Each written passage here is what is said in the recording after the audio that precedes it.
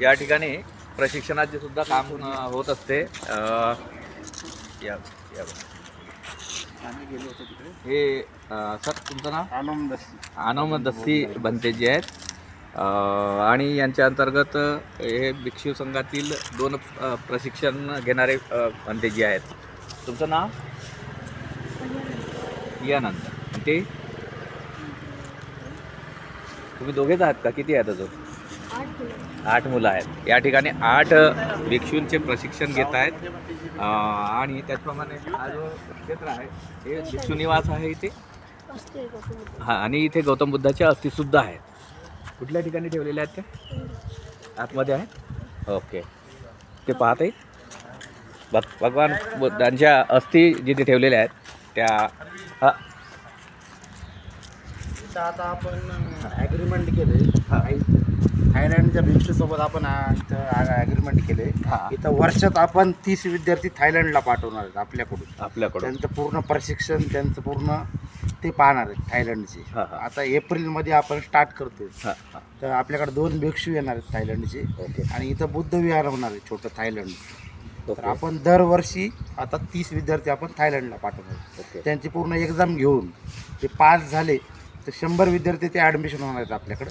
Exam कुठं घेणार?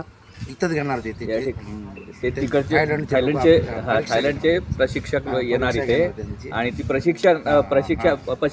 परीक्षा घेणार. परीक्षा घेतल्यानंतर जे सिलेक्ट होतील त्यापैकी तुम्ही 30 लोक आपण प्रशिक्षणासाठी थायलंडला जाणार. 5वी पासून ते PhD पर्यंत. ओके, पूर्ण मोफत त्यांना. फक्त तिकिटाचा खर्च आहे त्यांचं, ते जे काय असेल ते करायचं. त्याचं राहणं वगैरे सगळं खाणं आपल्याकडे. बरं. मग ते तुम्ही कशा प्रकारे त्या लोकांना तिथपर्यंत कसं पोहोचणार? म्हणजे लोकांना की आपल्याला इथून प्रशिक्षणासाठी आता आपल्याकडं एक व्हिडिओ आहे, तुम्हाला पाठवतो मी. PS खोब्रागडे साहेबाचा. त्याच्यात 8 मिनिटाचा व्हिडिओ आहे. त्याच्यामध्ये पूर्ण तुम्हाला माहिती आहे त्या व्हिडिओमध्ये की पुढची प्रोसेस काय, कधी नेणार, कसं नेणार, सगळं आहे ती प्रोसेस. ते व्हिडिओ तुम्हाला मी दाखवतो. शेअर यूट्यूबवर जरी टाकलं, यूट्यूबवर पण व्हिडिओ आहेत. तो व्हिडिओ बघितल्यानंतर आतापर्यंत काही लोक अप्रोच झाले? हो, आता आपल्याकडे 118 ॲडमिशन आलेले आहेत. 118 लोकांनी कॉन्टॅक्ट केलेत आपल्याकडे. आपण एक ग्रुप तयार केला ॲडमिशन 2024. त्याच्यात तुम्हाला ॲड करतो. ते जसं आता आपल्याला कंटिन्यू महिन्यामध्ये आपल्याला 10-12 फोन येतात. आज 2-4 जण येऊन गेले, माहिती घेऊन गेले. शाळा आहे इथं यशवंत विद्यालय, तिथे शाळेत आपण पाठवतो त्यांना. आणि बाकीचं प्रशिक्षण हे मी आहे, पुन्हा भंतेजी येतात, डॉक्टर मेहतानंद भंतेजी येतात, अजून 2-3 भिक्षू येतात इथं. ते सगळं आपण गाईड करतो त्यांना. आणि इथं जी आहे 60 फूट मोठी गौतम बुद्धाची मूर्ती होणार आहे इथं. आता त्याचं काम चालू होणार आहे. आणि इथं 100 भिक्षूचं, जे की 100 वर्षाचे ज्या वर भिक्षू जे आहेत त्यांचं कोणी करत नाही, तर इथं मोठं आपण हॉस्पिटल उभारणार आहेत त्यांच्यासाठी राहणार. तिथं उद्घाटन पण झाले तिथं. तिथं ते बॅनर आहे त्याचं. आता या कार्तिक पौर्णिमेला त्याचं उद्घाटन झालं. आणि तिथं 4 मजली बिल्डिंग होणार आहे तिथं, जे की श्रामनेरचं पूर्ण राहायची सोय. आणि या 2 वर्षात आपण मुलींचंही सुरू करायलो गावामध्ये. मुलींची आपण व्यवस्था करणार आहे. ट्रेनिंग म्हणजे शिक्षणासाठी. 5वी पासून ते पण PhD पर्यंत. त्यांचा पूर्ण मोफत सेम अभ्यास आहे त्यांचा, सेम राहील असं. सर आम्हाला एक सांगा की तथागत बुद्धांच्या इथे अस्थी ठेवलेल्या आहे असं बोलताय? हो, तथागत बुद्धाच्या अस्थी जे आहेत दाखवून द्या थोडं. आणि सदानंद भंतेजी महातेरो यांच्या सुद्धा अस्थी इथे या ठिकाणी आहेत, ते आपण बघतोय.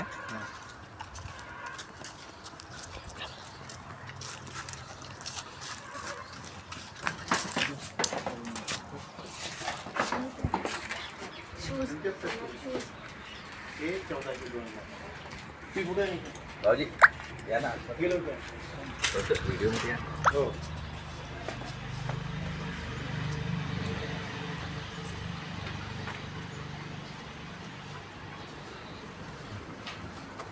भगवान बुद्धांच्या अस्थी आहे माझ्यामध्ये. जेवढे आनंद भिक्षू होते त्यांच्या अस्थी आहे. आणि भंतेजीची अस्थी मडक्यामध्ये आहे.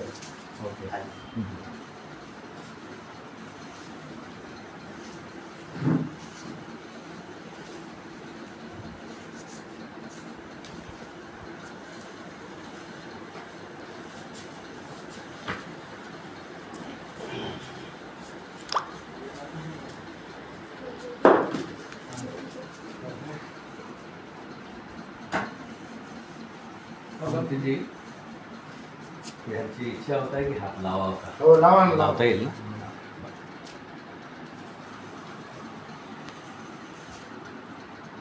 पुण्याचं काम आहे की बऱ्याच ठिकाणी आपण फिरतो. अस्थी मागच्या वेळेस बाहेरून आल्या होत्या, हो. परंतु त्याची फक्त दर्शन आपल्याला दुरून घेता येत होतं. हो. आता मी अक्षरशः हात लावतोय. ही पण पवित्र जागा आहे. भंतेजीनं ह्या अस्थी भगवान बुद्धाच्या कोणाला भेटत नाही. अध्यक्ष होते अखिल भारतीय भिक्षू संघ, म्हणून त्या शिरलाईन ठेवून आपल्याकडे अस्थीचं पण ते पत्र आहे आपल्याकडे की हँडओव्हर केलेलं. जे की आता कोणी सांगते गावातले की अस्थी नाही काही, हे लुटाय बसलेत म्हणे, लोक सांगतात. हे रॉंग आहे. आता तुम्हाला माहिती आहे भंतेजी काय. बरोबर. ते जे झाड आहे बोधिवृक्ष आहे, बोधिवृक्ष आहे तिथे ही पण पवित्र केळदरचा इतिहास आहे जुना. मार्केटमध्ये पुस्तक. आणि इथं मूर्ती आता महावीरची मूर्ती भेटली आता 1-1.5 महिन्याखाली. मूर्त्या पण सापडतात. एक पुरातत्व म्हणजे 100 वर्षापूर्वी आता पुरातत्व विभागाने घेऊन गेली. बरोबर आहे. पेपरला वाचलं होतं ते.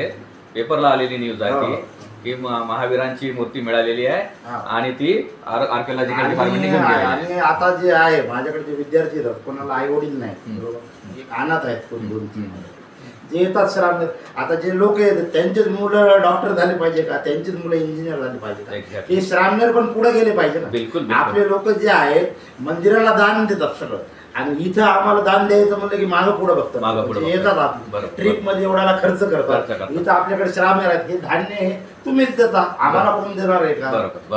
आता मी नोकरी सोडून आलो, मॅनेजर मध्ये होतो औरंगाबादला, पुण्याला होतो. आता 8 महिने झाले मी आलो, सगळं सोडून आलो. पूर्ण एक काहीतरी आपल्याला करायचं. आणि इथं जवळपास मी 600 लोक जोडले या 8 महिन्यामध्ये. आणि ते पॅम्पलेट आहे, आपण 180 लोक इथून 5,500 रुपयात बौद्ध गायला नेले आपण लुंबिनी ट्रिप नाही, जे की कोणाचं जाणं होत नाही. 5,500 म्हणजे काहीच नाही. आपण 5,500 मध्ये त्यांचं 2 टाइम जेवण राहणं सगळं केलं. म्हणजे इथून जवळपास वर्धा, यवतमाळ, सापर्डा असे एवढे लोक नेले आपण, 180 लोक आता. आता डबल दुसरी ट्रिप आहे एप्रिल.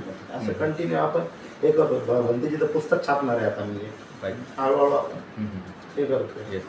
डॉक्टर वगैरे आहेत संपर्कात माझ्या.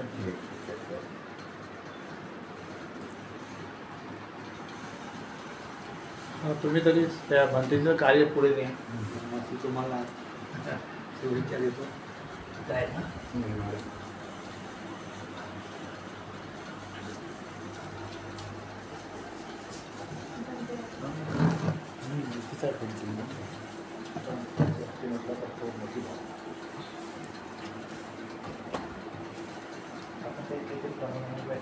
त्या दिवशी खूप पाऊस पण आला, तेवढ्याच वेळेत दिवसभर नाही आला, जेव्हा आपली काहीतरी सुंदर करतो.